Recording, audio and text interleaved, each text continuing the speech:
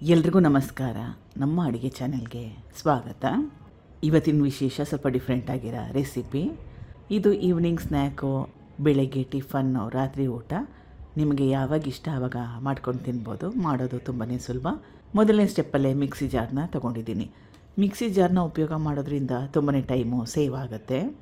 ಸಣ್ಣ ಬಟ್ಲಲ್ಲಿ 1 ಬಟ್ಲಷ್ಟು ಕಡಲೆ ಹಿಟ್ಟು, ಸಣ್ಣ ಬಟ್ಲಲ್ಲಿ 1 ಬಟ್ಲಷ್ಟು ಕಡಲೆ ಹಿಟ್ಟು, ಇದು ಜೋಳದ ಹಿಟ್ಟು ಸೇಮ್ ಕ್ವಾಂಟಿಟಿಯಲ್ಲಿ.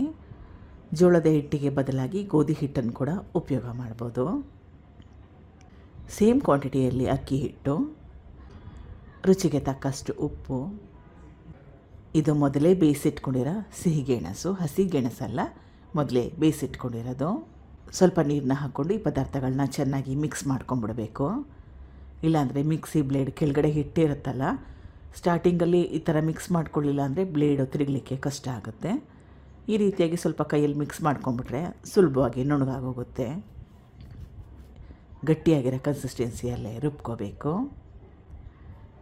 ರುಬ್ಬಿದ್ದಾಗಿದೆ ನೋಡಿ, ಈ ರೀತಿಯಾಗಿರೋ ಕನ್ಸಿಸ್ಟೆನ್ಸಿಯಲ್ಲೇ ರುಬ್ಕೋಬೇಕು. ಇದು ತುರಿದಿಟ್ಕೊಂಡಿರೋ ಬ್ರೊಕೋಲಿ ಮನೇಲಿತ್ತು, ಅದಕ್ಕೋಸ್ಕರವಾಗಿ ಉಪಯೋಗ ಮಾಡ್ತಾಯಿದ್ದೀನಿ. ಬೇಯಿಸಿಟ್ಕೊಂಡಿರೋದಿಲ್ಲ, ಹಸಿ ಬ್ರೊಕೋಲಿ. ಇದಕ್ಕೆ ಬದಲಾಗಿ ಹೂಕೋಸನ್ನು ಕೂಡ ಉಪಯೋಗ ಮಾಡ್ಬೋದು, ಅಥವಾ ಇದನ್ನು ಸ್ಕಿಪ್ ಕೂಡ ಮಾಡ್ಕೋಬೋದು. ನಿಮ್ಗೆ ಯಾವ ತರಕಾರಿ ಇಷ್ಟ ಆ ತರಕಾರಿನ ಹಾಕೋಬೋದು.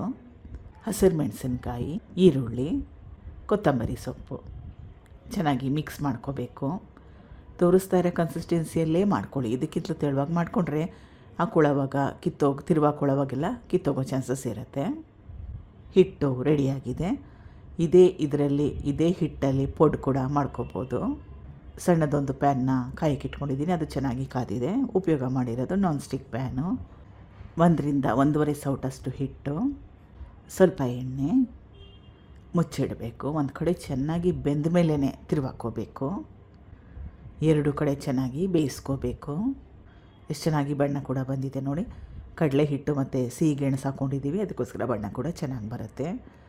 ಇದು ತುಂಬಾ ಒಳ್ಳೆ ರೆಸಿಪಿ. ಮೊಸರಾಗಲಿ, ಸೋಡಾ, ರವೆ ಏನೂ ಉಪಯೋಗ ಮಾಡಿಲ್ಲ. ಇದನ್ನು ಟ್ರೈ ಮಾಡ್ಬೋದು. ಪೊಡ್ ಕೂಡ ಮಾಡ್ಕೋಬೋದು, ಮೊದಲೇ ಹೇಳ್ದಂಗೆ. ಇದಾಗಿದೆ. ಇವಾಗ ಕಾಯಿ ಚಟ್ನಿ ಜೊತೆಗೆ ಚೆನ್ನಾಗಿರುತ್ತೆ. ಕಾಯಿ ಚಟ್ನಿ ಮಾಡ್ಕೊಳ್ಳಿಕ್ಕೆ ಕಷ್ಟ ಆದರೆ ಮೊಸರಲ್ಲೂ ತಿನ್ಬೋದು, ಚಟ್ನಿ ಪುಡಿಯಲ್ಲಿ ತಿನ್ಬೋದು, ಉಪ್ಪಿನಕಾಯಲ್ಲಿ ಕೂಡ ತಿನ್ಬೋದು. Thank you for watching. ಧನ್ಯವಾದಗಳು.